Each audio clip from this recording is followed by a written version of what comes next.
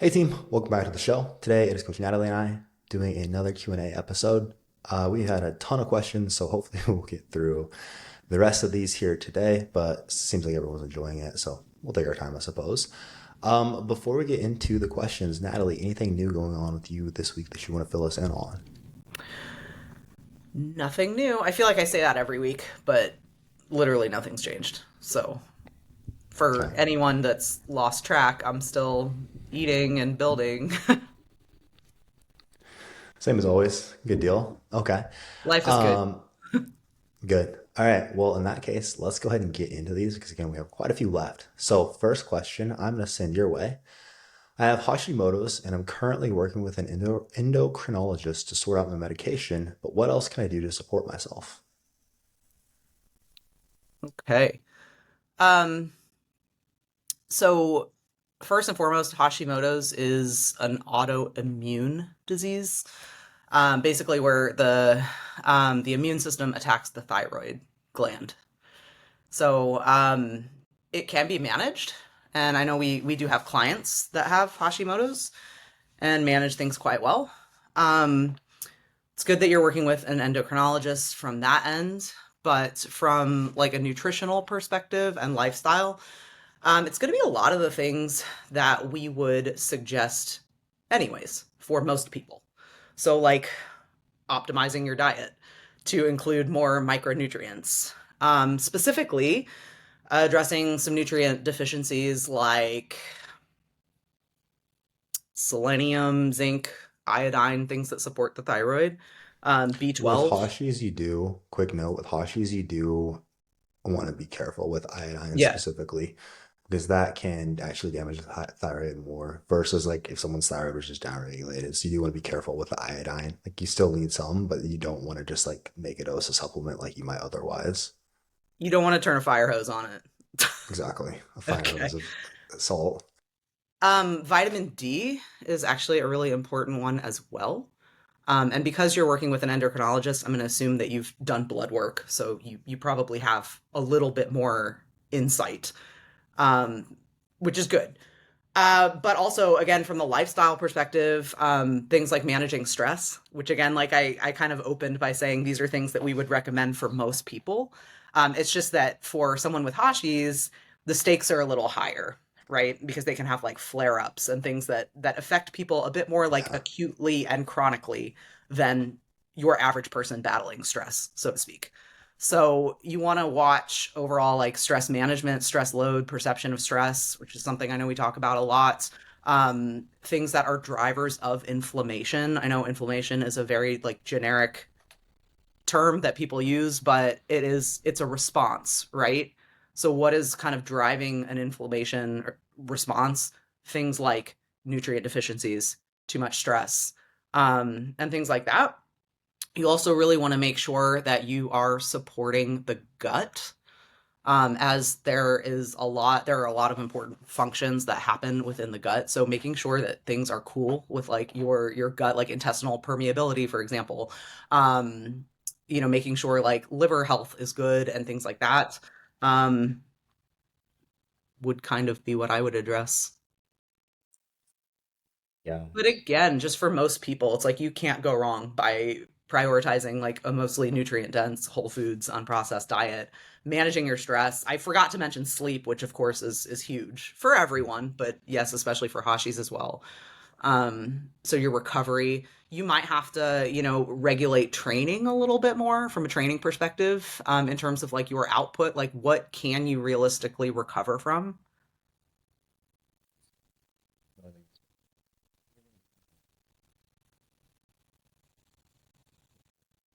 Oh, let's see. All right. Thank you again to everyone for submitting all of these questions. Um, all right. Let's go with what is the best way, what is the best diet to lose fat and gain muscle simultaneously? And this is from someone named Benji who goes to my gym, actually. So shout out to Benji. About the Benji. Scale of 1 to 10, how jacked is Benji? He's getting there. 10. Yeah. Oh, okay. Well, Benji, if it helps, Dude you puts feel in the better. work. Okay. Natalie always tells me I'm small too. So, Not what's the as, best diet? okay, he's not as small as you, but most people aren't as small as you. So it's gonna be very dependent on where you're at and how much muscle you have. I mean, the amount of muscle to body fat that you have currently. If you are someone where, hey, we don't have a whole lot of muscle yet, we have a good amount more body fat. You can almost kind of think of your body fat as like food that's stored on your body, right? Our body can use that for fuel for these processes. So we don't need like food to be nearly as high to get leaner. We're a lot more sensitive to hypertrophy stimulus when we're newer to that as well. So thus, it's easier for us to like diet more aggressively and still lose fat, build muscle. So he's built a good amount of muscle already, correct? Hmm. Okay. So in that case, would I necessarily try super hard to recomp like in a fat loss phase? If it's like, hey, Benji's already on pretty on top of his training, he's doing things very well there. If he was like if body fat's a little bit higher, maybe. But I mean, I would probably if he's already pretty lean, I would aim towards, hey, we probably want to build a good amount of muscle tissue at maintenance. But okay, let's say hypothetically, we're not that lean yet. What I would want to do in that instance is going to probably be more along the lines of we're going to want to eat more, move more, but still be in a reasonable size deficit. I mean, if the goal is the best recomp, I still wouldn't want it to be that aggressive. Let's say, though, I mean, I think I'm, let's say, like a 500 or 700 calorie deficit. I would say, like, right around 15 to 20% deficit, roughly. We're losing, I mean, still like 0.5, 0.75% of body weight per week. It's going to be pretty reasonable until we start to get pretty lean. And again, in that instance, I would try to keep food higher. And then to fuel your training, to fuel our recovery, I was feeling very good there. And then I would try to drive a lot more of the deficit through like doing a lot more movement, doing a lot more cardio, like zone two, keeping your heart rate like 130 to 140 beats per minute roughly. Probably in that instance, what I would aim for. Any other thoughts on that? I think the biggest thing when driving recomp is that you want to make sure that training is still supported very well. Okay. So if you do have an excess of body fat, like you already have some stores there, Mhm. so can, like you said, can likely afford a greater deficit. If you are Yeah. on the leaner side, a much slighter deficit, as you just still want to make sure that training is fueled. Um, and then I think an honorable mention goes out to the fact that, I always like to say, like, nothing bad or wrong can come from like eating at maintenance and training really hard. Like, you Very can true. absolutely still see physique change eating at maintenance and training correctly. Like good form, good exercise selection and execution, like all of those things, like good, your training intensity is there. Like, you can absolutely force change at maintenance. I think it's I mean, everyone wants body recomposition, right? Because, like, why wouldn't you? It's like the holy grail. Like, who wouldn't want to simultaneously build muscle and lose body fat? But I also just seem to think that, like, more people think that, like, everyone is chasing it and not necessarily everyone's a candidate. Um, so yeah. Sorry, I'm having a hard time getting myself unmuted. I would for sure say, yeah, especially those who have more muscle. A lot of times it will still come. Like we'll work with clients who already have a good amount of muscle, and we do see some recomp. Like I would say you saw some recomp when we started working together, Hmm. but we weren't. I was just, hey, we're at the point where you have enough muscle tissue that let's not tiptoe around this and spend like 30, 40 weeks in a deficit and just slowly lose fat. Let's just get fat off as quick as we can. And if we do things well, we'll probably build a little bit of muscle in the process. But our primary outcome here is fat loss or building. Yeah. I think that's a very good point. I think the thing is like, if you take what it is you are already doing and you take one component of what you're doing and you do it better, you're probably going to see some recomp. If you're relatively lean enough to see it. If you have like a lot of weight to lose, and but even so, like you have a lot of weight to lose and then suddenly you just like go all in on training, get really good at it, like you're gonna see some changes. And I think that that's what a lot of people kind of lose here in this conversation because they want there to be like a magical formula for recomp. But I think generally speaking, you could think about it as like take whatever it is you are doing and like take an aspect of it and do it better. So we see it a lot with our clients, and when our clients start with us, I should say, and that's because they improve their training significantly. And so that's a huge driver for Recomp, right? Especially because they're already like fairly nutritionally competent and minded, so it's like that's not really in a bad place. But then again, to that point as well, usually when someone starts with a coach, they're like maybe a little bit loosey goosey before, and then they kind of start a new coaching program and it's like, right, okay, I'm gonna like tighten this up. So again, to my point, they start doing that better. Oh yeah.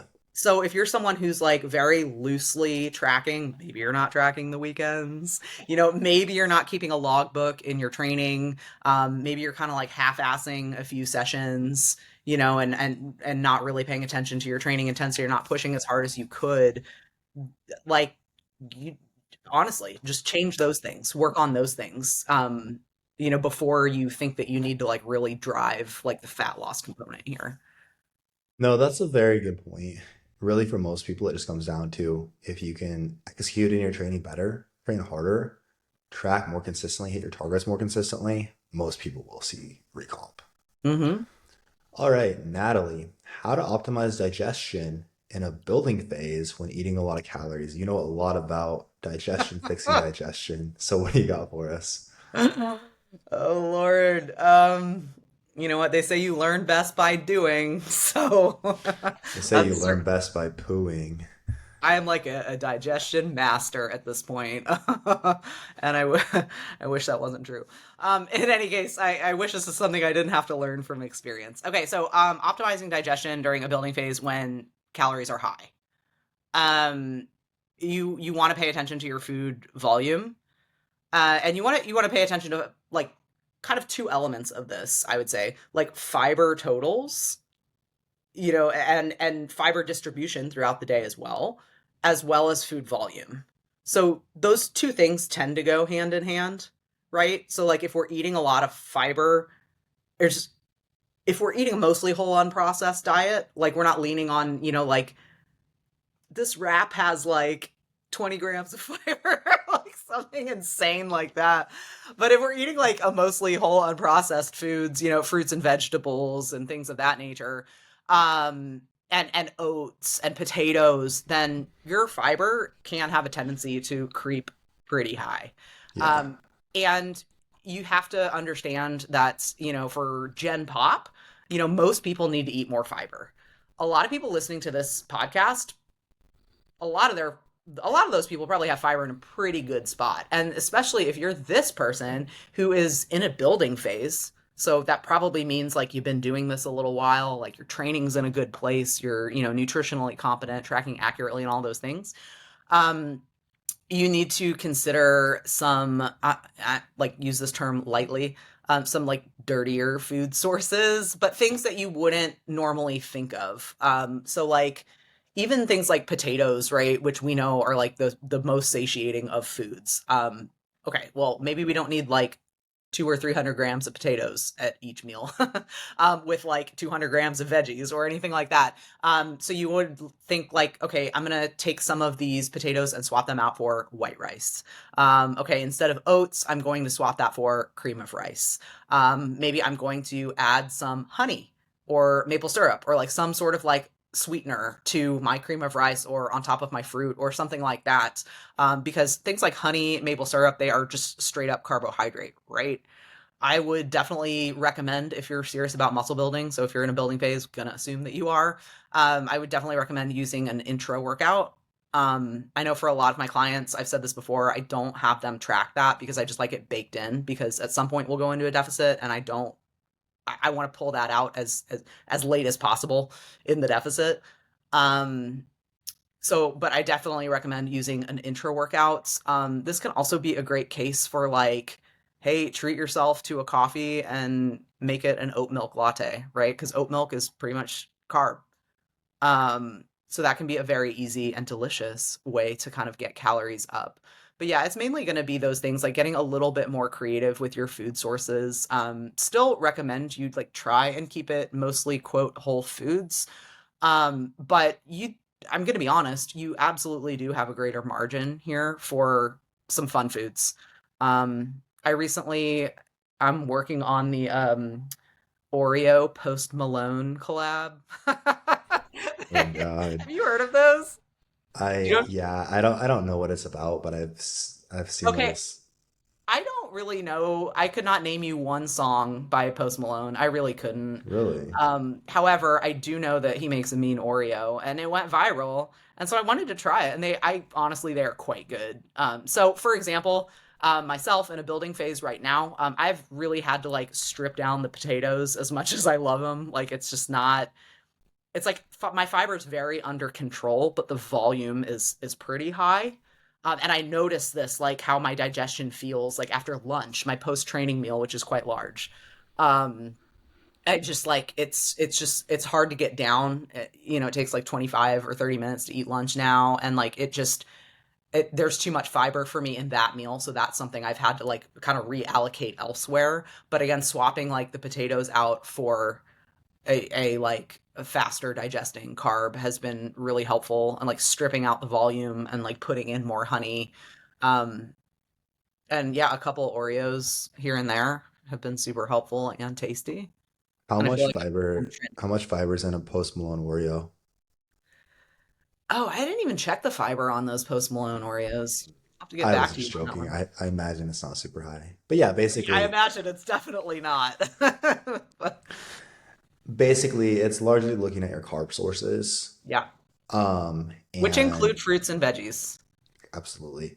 And And like often just because you can have, like a lot of cauliflower or whatever for very few calories, like that's not you. You're not a candidate for that right now. that was the point I was going to make as well, where a lot of times when someone's struggling with this, they're still like really holding on to that like low calorie mindset. And Yeah, there's a lot of like, I'm like bolstering my meals with cauliflower rice, which is not very nutrient dense at all. In my right. experience, it just jacks up a lot of people's digestion. Or like very volume, like my broccoli's going to be a better source, but still like, hey, maybe we could go with like a spinach or something that's a little bit lighter in this instance. Or as you said, like the like super high fiber, low calorie carbs or low calorie tortilla type things. Like that's basically swapping out those things. I don't have anything else to add there though. Yeah, hopefully we covered that well for you. Okay, so over to me. Let me pick a question. Is there a threshold for too many steps? So in parentheses, this person has written 20K plus. So like 20,000 steps or more. So is there a threshold for too many steps that impairs muscle growth? From Katie Johnson. Yeah, uh, it's hard to put an exact number on that. I will say when I see most people creeping too far over like 12K, typically that person is having a harder time recovering, a harder time building muscle.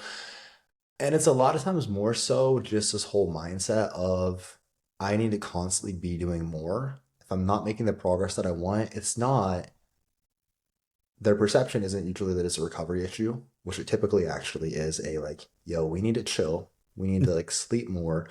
We need to maybe instead of training 6 days a week, we do five. Maybe instead of doing 12 exercises per training session, we do six. But a lot of times it is just a whole kind of mindset of I always need to do more. And if I'm not progressing, I need to add more on top of that rather than, hey, we're eating as little as we possibly can. We're still trying to recomp and we're walking like 15 to 20,000 steps a day. So it's hard to put a number on it, but I would say again, like when someone is outside of like if you have a very active job, some people do just have more active lifestyles. Like if you're, I don't know, like nurses I've worked with get a ton of steps on those days. Um, I do typically though like to, if someone's consistently over 15K, pull it back at least below that point if feasible. Would you add anything there? Yeah, I would say let recovery be your guide. So a couple things. If you are like a nurse, a doctor, like in the OR, or someone that's just like constantly on their feet, like it's sort and you have dogs. So you got to walk the dog. You got to like, you know, we have to be reasonable. Like obviously you need to take the dogs out. Obviously you need to do your job, but that's where I would say like recovery has to be your guide here. So like are you recovering from your training? Like we need to make sure that we're programming like a split that works for you. So like maybe you're not a candidate to be training 5 times a week with that lifestyle. Um, making sure that sleep is on point, like throw on top of that, like this person's also a shift worker. So their circadian rhythm's all out of whack. It's like, okay, well, that's another Yeah. hit on the recovery, right? So my whole point is that wherever your recovery is, we have to make sure that we have the resources via food and calories to match that. So if this is you and this is like not an optional lifestyle change that you can really make for the reasons that I just described, then your food is likely going to be a bit higher. And then from there, we also have to look at like other lifestyle stressors, like training, like where's that, and like adjust accordingly. Because the idea is that you want to build muscle, right? So you have to think of everything in your recovery bucket, like food and sleep and stress management, like if you think about like your baseline here of like activity level, right, of your output and like energy expenditure, we have to like have those recovery resources like sleep, food, all that stuff come up and match that baseline. But if you want to build muscle, we kind of need to like exceed that baseline. And I think that's where a lot of people get this equation wrong, is like they're not like, we gotta give you something to build on. We can't just like have you in a hole, pretty much, Right. is the best way I can kind of describe that. But then I think the other aspect which you spoke to here is really important, which, assuming that this person like is not, doesn't walk 5 dogs and work in the OR and work the night shift. So like this is just a person who like feels like they always have to be on the go. Like we do need to have a conversation about mindset and where that's coming from. And trying to kind of maybe break down that belief system a little bit, because we do work with a lot of hard chargers, like a lot of hard charging ladies, which is a great mindset because y'all get shit done. But it does tend to be that mindset of I always need to be doing more. Right. And some people do need to be doing more, quite honestly. The person who's getting 20K steps by choice doesn't need to do more. And we need to address that mindset. Like, why is it that you feel that you need to do this? And why do you have a hard time sitting down and giving yourself permission to like rest or do nothing or do something mindless? Like we have to address that, because what I find a lot is a lot of these conversations, people are quite frankly bullshitting themselves, with, oh, I can't get my steps below 20,000. Like, bullshit. You won't. So we need to figure out why. Very well put. I don't think I have anything else to add there. So I will ask you how to get capped shoulders and bulging biceps like Natalie eats well. um, Eat a lot of food and train really, really hard. It's a great answer. Okay. Right. I will also add though, something we talk about a lot, and I love talking about this, is like people tend to have like good muscle definition from the movement patterns that they do well. Hmm. And of course that sounds very duh, right? But like if someone is like very posterior dominant, like they got a great set of glutes, like they probably have a hell of an RDL. Like they Right. probably move so well in that movement pattern, hence they've been able to build like a great posterior. So to that, I will say like I have a background in gymnastics and also CrossFit, which go hand in hand a little bit. So there's like just a ton of like overhead work there. And like with gymnastics, like there's so much more like pushing than there is pulling. There's a lot of pulling in gymnastics too if you look at like the uneven bars, but for the most part gymnastics, like tumbling on the floor, right? Vault, uh beam, like it's all like you're using your arms overhead, you're pushing. And then likewise, CrossFit has a ton of pushing as well, like overhead barbell work, upside down, like handstand push-ups, handstand walking. So in terms of my not genetics, but just my like movement history, like I had so much like shoulder volume throughout the years. Um, so there's a thought, I would say. Yeah. I think people also underestimate how much getting lean makes a difference for Mm, adults, especially. yeah. Like to really get your delts come through, it helps so much just to get a lot leaner. You can build them up to be quite muscular. Same thing for biceps to a degree, but even more so delts. But until you're pretty lean, like your delts will just never really pop that much. So it does help tremendously to get someone leaner. Like you're someone where you naturally just don't hold very much body fat Right. through like the delt area. And I think it's like you have really well developed delts also, but I think part of it is you're just pretty lean in that area as well. So they pop a lot more. That's a big part of it. As you said, like that doing the like lift from Dirty Dancing, right? Is it Dirty Oh, Dancing where yeah, they do the yeah. lift thing? That Great that's like part of reference. Are you yeah, guys working absolutely. on that That's in ballroom dance? I hope so. where we haven't got to that point now. Where got to get the foxtrot down first, and then yeah, There. the lift is next. What do you got next here? All right. Let's see. All right. Always love hearing things you've changed your mind about over your years of experience from our girl Aurora. So, what have you changed your mind about? Oh man, I feel like I've changed my mind about a lot of things and like come back and forth and back and forth. I feel like there's so many things where just hmm. But at the same time, I'm having a hard time. Does anything specific like come to mind to you immediately while I think on this? Yeah, I was thinking because we've had this list for a couple of weeks and we've kind of been making our way through it. And so when I first read this question, I had to spend a little bit of time. And I think what I would say like a lot of the stuff that we've learned with Prescript in particular, Hmm, in terms of that's a good like one. practical application, because I definitely went through a phase and sometimes like it's still my default setting and I have to check myself, but like I don't care. Just give me the best exercise. I just want to build this as, like I want to pick the movement I do the best. Like, because if I do this movement well, then I will build the most muscle. But then you are like, sometimes I think there's a balance here, like balancing clients' goals and like what it is they want to work toward with their physique.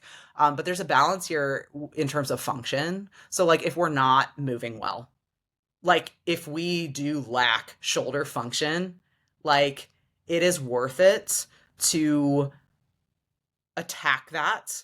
And I'm not saying go all in and all of a sudden now your training becomes like PT exercises. Like that's not what I'm saying. But, things like rather than like avoiding certain things because this is uncomfortable, so like probably not going to get much hypertrophy here because this movement doesn't feel good. I'm now much more skilled and willing and likely to address that dysfunction and make programming considerations and like think a little bit more creatively in terms of like exercise order or like primers, warm-ups, like even things like okay, well, I want to program like an overhead tricep extension. And, that's a great example, actually. So with an overhead, like cable single arm tricep extension, before I'd be like, God, like no one can get into this position. Like, I'm like not going to program this anymore. Like, coaching this movement so hard, like people aren't moving well. And now it's like, well, yeah, because there's like a reason that they're not getting into that position. And so actually by programming it, we can expose you to it. So like things like that. um I'm much more likely to go down those rabbit holes now and really try and like address some of this because I know long term it will yield better hypertrophy outcomes, which is why people come to us, is because they want to get jacked. So if we're moving well and we're training hard and nutrition's in order, probably going to get jacked. I fully agree. That would be one of the biggest things that stands out to me recently. For the longest time, it was always, hey, just a more stable movement is Yeah. always going to be the better option because that's going to be best for hypertrophy. I think we talked about this on our last podcast though, but like, hey, what if their like hip stability is the limiting factor and us doing Right. like a dumbbell rear foot elevated split squat helps us better train that than a Smith machine rear foot elevated split squat. Okay, that makes more sense there. I would say like cardio versus steps, something that's more recently has come to mind. For a Mm-hmm. long time, it was always just like push steps, push steps. And anymore, I find myself programming cardio a lot more, doing a lot less steps. Just from a time perspective, it just gets the job done quicker. Then there was a long time where I was just having people focus on just calories and protein. That's, of course, a pretty dramatic change from how I approach things now. Andrew and I talked a lot about that, I think last week, on Mm. like, hey, like especially as we get more advanced, if like on these day days our goal is to deplete glycogen, but we're just focusing on calories and protein, so it's there's a so maybe we're not actually accomplishing that goal. Like there are a lot more variables there when we're looking at a more advanced person, where that does become a lot more important. Those are a couple things that come to mind immediately.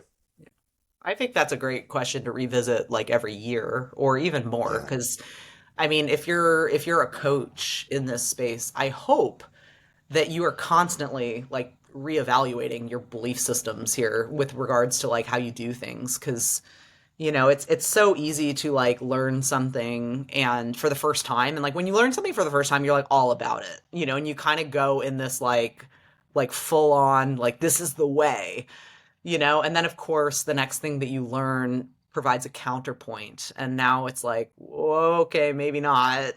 But you have to go through those iterations to like really codify your own belief system, and you should be willing to change your mind on things.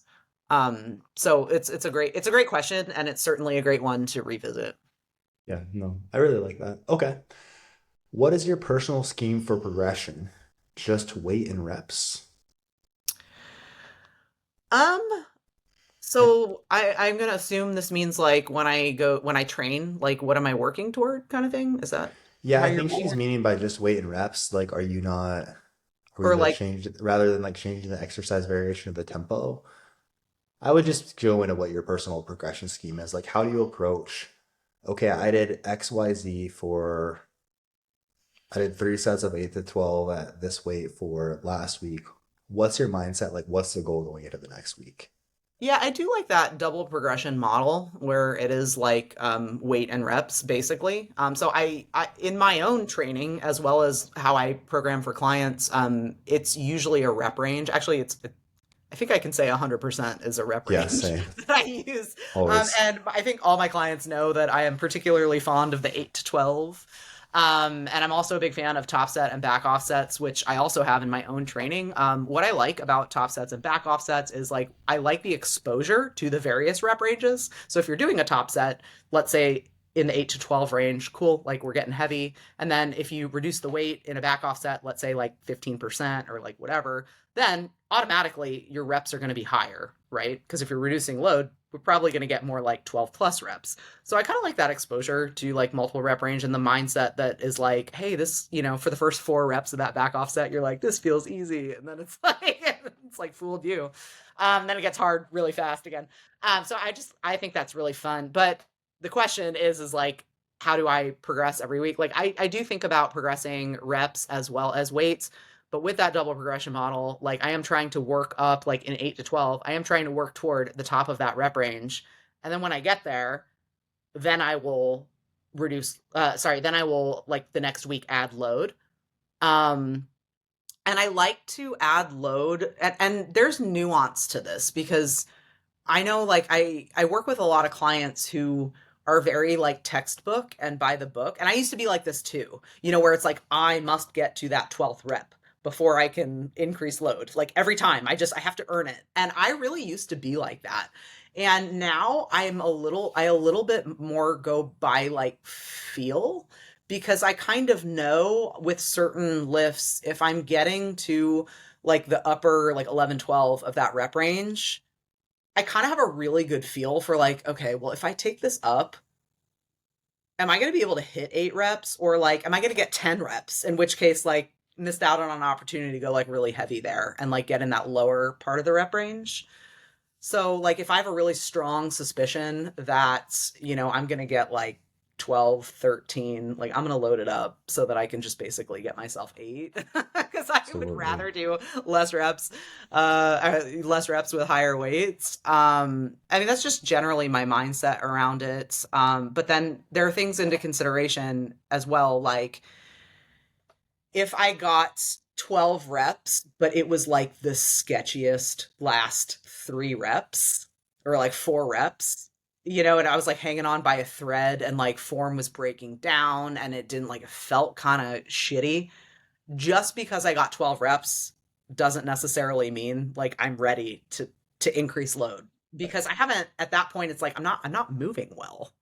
I'm like hanging on by a thread here. So if I just continue to like throw weight at it, I'm kind of going to probably reinforce like a not a great movement pattern. And then that's typically when we see those like stalls or plateaus pop up a little bit more frequently.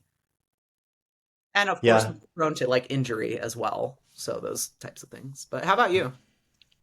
I for sure same with like if I have a 10 to 15 reps assigned for the leg press, once I get past like 12, it's like, all right, I know it's time for me to add weight and work, go back to 10. But no, let's say I have 8 to 12 reps, 3 sets of 8 to 12. I am going to want to start with a weight that puts me at what I estimate to be like, I could get 8, maybe 9 reps here. I'm really going to push for something that I can aim for like 8 reps.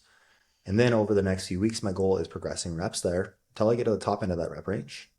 Then I'm going to add load again with the caveats that Natalie mentioned. And I'm going to add load once I hit 12 reps. Cool. I'm going to bump my load up again to a point where I think I could just barely get 8 reps of the RIR target and just start that over. And I'll take that on a set by set basis. I'm not like, I don't, if you wait until you can get 12 reps on all 3 sets there, for Yeah. example, then it's okay. If we could, again, there should be a little bit of drop off from set to set. So we're probably not pushing those first couple sets as hard if that's like what we're waiting for. So I mean, the most important thing is hitting your reps and reserve target. So there might be times where okay, maybe the first set, so it does kind of turn into like not quite the same, but somewhat of like a top set back off set in that I'm reducing load maybe the second set. If the first set I'm going to go a little bit heavier and I can get like 8, 9, and then like oh shit, okay, I need to drop a little bit to hit this rep range on the next set. But yeah, I use the double progression model. That's what we use with I believe like almost all of our clients. Yeah. Cool. What you got next? All right. Um, would you ever do an elevated coaching systems group meetup? I would love to. As soon as Natalie organizes it, I don't want to deal with the organization. So that is a good question for Natalie, but I would love to. I always love meeting up with people. I mean, every time we do like team retreats, whoever's local will like meet up for coffee. We train with clients. It's always super fun to like get to connect with people and link up. I mean, like one-offs, like got to train with a lot of clients. It's so no, I love it. I'm definitely open to it. It's something we've talked about. So it's really, I think, just making sure there's a demand for it, I suppose. Do you have any thoughts to add on that? My answer is yes. If you are one of our clients or you want to be one of our clients, reach out and let us know. Send us a flare and let us know if this is something you'd be interested in. We've discussed it. All of us, like speak for Andrea as well. Like we love our clients so much and like we think our community is just like the greatest.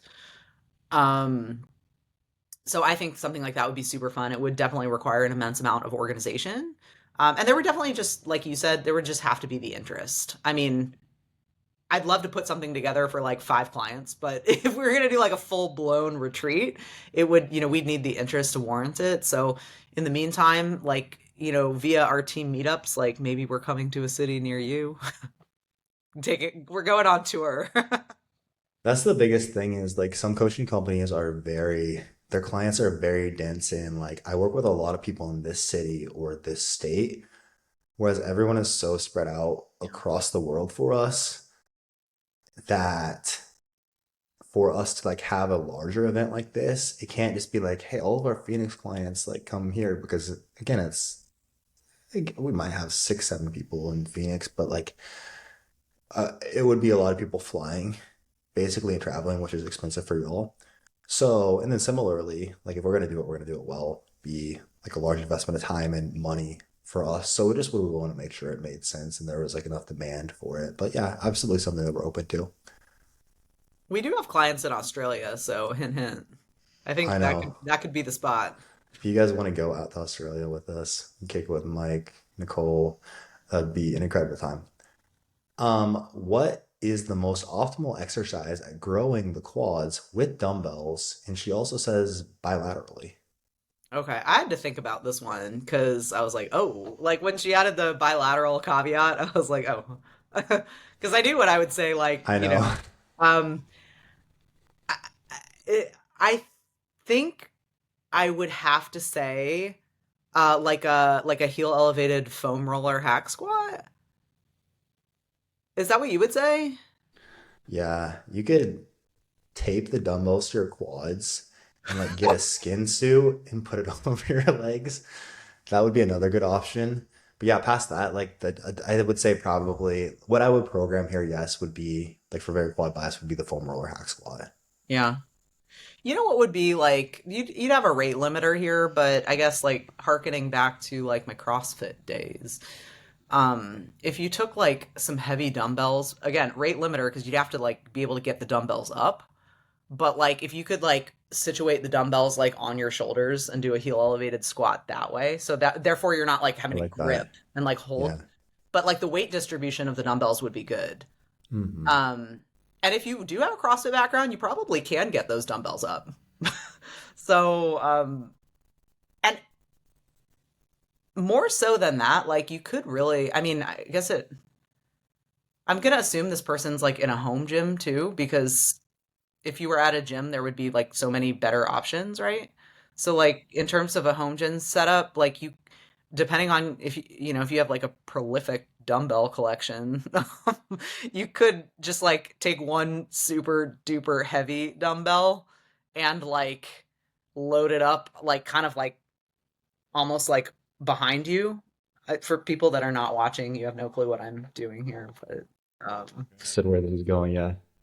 but you know what I Go mean? on. Like I think of like all the grunt work I used to have to do in CrossFit where they're like, hey, the RX weight is a 50-pound dumbbell and like do a bunch of box step overs. And you would like figure out every creative way to hold the dumbbell while doing these box step overs. It's like this 50-pound dumbbell for a female, and it's like it's on this shoulder and then it's like and then you get tired so you switch shoulders and then it's like over like this and you're like holding the two dumbbell heads like behind you and I guess that's kind of what I'm getting at, but I think I think I've Sounds, run in as many directions as I can with this one. yeah, that sounds like the least fun. I would say for sure I would choose dumbbell foam roller hack squat first. So basically foam roller behind your back. You're gonna put your feet low. You're gonna try to stay tall, basically torso running parallel with the wall. It's almost like it emulates a hack squat, hence the name foam roller hack squat. You want to stay upright. Your glutes at the bottom, like you're naturally gonna want to shift your hips back, lean your torso forward, because that's you're stronger in that position because you can also recruit your glutes more. Whereas if you're able to stay upright, keep your hips forward more, that is going to keep more tension on the quads. That would be the number one option I would go with. And then past that with like I would say like some type of cyclist squat. And then as far as bilateral With a options pair of go, grips. Like yeah, so for you're sure. mitigating that. Well, same with the foam roller hack squat, really, too. I would use some grips. Um, Past that though, with like a bilateral options, there's just not a ton. Yeah. What do you got next? Are maintenance breaks useful? How to know when and for how long? All right, are maintenance breaks useful? Yeah, absolutely. How to know when and for how long? So, really, I mean, there's so many different reasons we would use one. I would say here we're probably referring to like a diet break. Now, do you have to take like a diet break, a maintenance break in the deficit, or you'll break yourself? No, right? It's really more so. We have had clients, I think of like Josh, my client Josh Wheeler, who, man, he lost like 60, 70 pounds. We basically, for like 40 some weeks straight, we just had him dieting. He was every week losing at a good clip. So we kept cruising. He was feeling good. He was feeling motivated to keep going. So he kept cruising. But largely, what I'm going to base, hey, we might need a maintenance break, a diet break, on is going to be adherence and biofeedback. The two typically will dip kind of simultaneously. So it'll normally be like a week or a couple of weeks where, hey, we always nail things and suddenly we're not doing so anymore. This person's perceived hunger, perceived cravings are oftentimes quite a lot higher. Their perceived energy and perceived motivation to follow the diet are oftentimes quite a lot lower. And that is where, hey, a lot of times it's just a good shout for us to maybe it's a couple weeks, maybe it's a couple months, but we're going to bump things back to maintenance and just focus on maintaining this result, fueling you better, improving your biofeedback. building more muscle now that you're better fueled in the meantime. And then once we're feeling good again, if fat loss is like still a longer term goal, cool, we can hop back into fat loss. But no, definitely something we use a lot. It is, there's no set cadence like every 12 weeks, every 16 weeks. It used to be like there used to be like numbers like that thrown around a lot more. I don't like to attach anything like that to it. But yeah, definitely a very useful tool. Anything else you would add there? Yeah, just I like it as a tool to essentially extend the dieting window for whatever reason. And I actually just did a post on this on Instagram, but what we do kind of tend to see a lot is people like misusing diet breaks as kind of an excuse for a lack of discipline. It's like, if you're busting out a diet break every weekend, like that's not a diet break. Yeah, That's dude. like that's you not sticking to the plan. Or like you not wanting to say no to things or like moderate things. But agree with everything you said. Okay. Um, if you could have every gym have one piece of equipment, what would it be? I think this is actually kind of a hard question. I agree. I'm not I like how you keep asking me the hard ones so that you can see what I'm gonna say and then you can wait and decide That's what my you're gonna say. strategy. Yep. Yeah, I see what you're doing. Okay. Um, I'll go first. Why not? Thank you. Okay, I'm gonna riff on a conversation we had maybe a couple weeks ago in our other Q&A on like underrated pieces of equipment. And I remember I mentioned a functional trainer like with movable arms. Hmm. So I'm gonna say that because I love me some cable training. Like I love it. It's versatile. It does everything I want to do, which is like delt training. I mean, who doesn't want to get like some jack delts? But again, I find like I've traveled a lot and I've dropped into a lot of gyms, and it's so interesting to me that so many gyms don't have a functional trainer with the movable arms. Like they always have like the wide cables, Yeah. and those are not as versatile. They're not as good. There are just so many more like customizations that you can make when the arms move. You can move them in, out, up, down. You can do again like tons of delt work, right? Like front, middle, and rear. Like a lot of like isolation lifts and like, pressing movements for like chest flies and like things like that. So I think it's a pretty versatile piece. The person that Angela, by the way, asked this question, and she gave an example of a 45-degree hip extension made for those under 5'5", and I feel that on a very deep level. So I that's a good shout.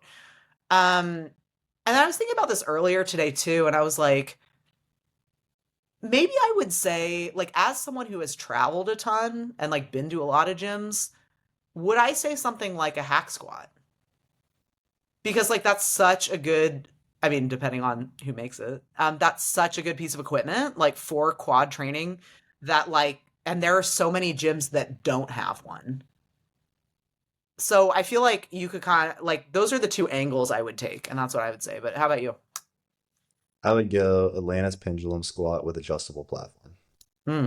Uh, I think just from like what's normally missing. Yeah, normally there's a Smith normally. There's some type of cable setup we can work with. There's a functional trainer. There's normally a decent leg press. It's rare someone doesn't have like a pretty decent leg press. A really good quad training option, I would say, is like most frequently the piece that's missing. I like the hack squat. I like the pendulum squat both a lot. I find that if someone doesn't know how to execute extremely well yet, the pendulum squat is a little bit more forgiving, specifically like if someone's knees tend to be a little bit more beat up. So just for that reason, and it's just naturally just forces people, which the hack really does as well, but I find there's just like a smaller learning curve. And again, the pendulum, it's a little bit easier to get people to push harder on than the hack. So I'd probably just go with the pendulum, but like honestly, that or a hack, I would be good with the Atlantis pendulum with the adjustable foot blade is my personal favorite. But my gym No, has two pendulums, by the way. Now we have that one and we have the Predator pendulum. that Predator is nasty. I don't like it as much as the Atlantis one It's so because it hard. is nasty. Yes, it is hard. That It's might be so why. hard. Like, can I do like negative weight on this? Let's do one more and then wrap it up here. What do you got? Your Oh, pick. let me see. All right, let's end with Feel good. So how about favorite thing about being a coach? I just feel like we just have such fun clients to work with. I just love our people. I mean, I really like, I love nerding out over training and nutrition is like my favorite thing. I feel like learning about it constantly, training a lot, teaching other people about it via content, just talking about it, like that's what I would do even if it wasn't my job. So the fact that I get to do that is just so fun to me. Uh, I would say ultimately, I think the coolest thing, like the most rewarding thing, is when you see the result of a very long process that has been very challenging for the individual. I can think of so many examples where it's been like a year plus, and there were so many moments with a client where it's like, no, we're on the right track. Trust me. Like they're frustrated, huge lifestyle changes. And then there's like oftentimes there's a moment where it's like, holy shit, you're like a completely different person. You look completely different. You act completely different. Be it like you got this person ready for a photo shoot or something else, or they just like crushed this fat loss phase and like went on that vacation and felt great. That moment to me is always really, really cool and really rewarding because I feel like in that moment, like all the moments, all the like difficult moments where like the person was having a hard week or whatever, like, are you helping them troubleshoot things like flash before your eyes? And it's like, damn, that is really, really cool. We got here and worked through all this. And you just know that people acquire so many skills in that process too. That everything you taught them along the way, it's like, okay, that is no longer an obstacle, or it's no longer an obstacle that they don't know how to deal with when previously this was a huge obstacle. So that's pretty cool to me. Anything else you would add there or a different response? Yeah, like kind of what you're saying, the breakthroughs and the light bulb moments. Like every time you have a breakthrough with a client or like, the light bulb goes off and it like something clicks for them, you know? Um that's more like in kind of the micro sense, the little hits that you kind of get every week. But then longer term, like yeah, the longer term transformations because we know what goes into those, right? Like it's never just about an aesthetic. It's like all the skills and like confidence that they've acquired along the way. And what they're also really doing is like breaking through so many like self-limiting beliefs and barriers and obstacles that they really struggled with before. And so they've literally overcome those things. So it's like what the transformation represents. Um, and like I get like so jazzed seeing people like share their progress, when they're like really feeling Oh yeah. themselves and like showing like the bicep pump that they got or like yeah, check out my like delt pump. Like that fires me up because I'm like, you should be proud of your work. I'm not going to tell you how you should or shouldn't feel, but like I think it's awesome when people are just like so fired up about the process and about like they're seeing themselves like challenge themselves and do things they've never done and like work hard and just be all in. Like that's just really cool to me. 100%. I do the little snippets of like someone just sending you like a selfie and like, oh, look at my delts today, or Yeah. look how shredded I look. That is, it seems like such a little thing, but that is always super cool to me and like one of my favorite things as well. Because it's not you being like, hey, look at this. They're just noticing it on their own. That's always very cool. Yeah. Cool. All right. Well, that is what we have for y'all for today. Again, thank you everyone for the great questions. Once more, if you enjoy the podcast, we want your feedback on how we can improve. So if you hit the link in the show notes, there will be a survey. We are just asking for some feedback from podcast listeners as far as like what we're doing well, what you want more of, what you want less of, any different topics you would like us to discuss. Really, we just want to make this serve y'all as best possible. So that would be much appreciated if y'all would fill that out. If you want to work with our team, hit the link in the show notes, and we will catch you guys next time.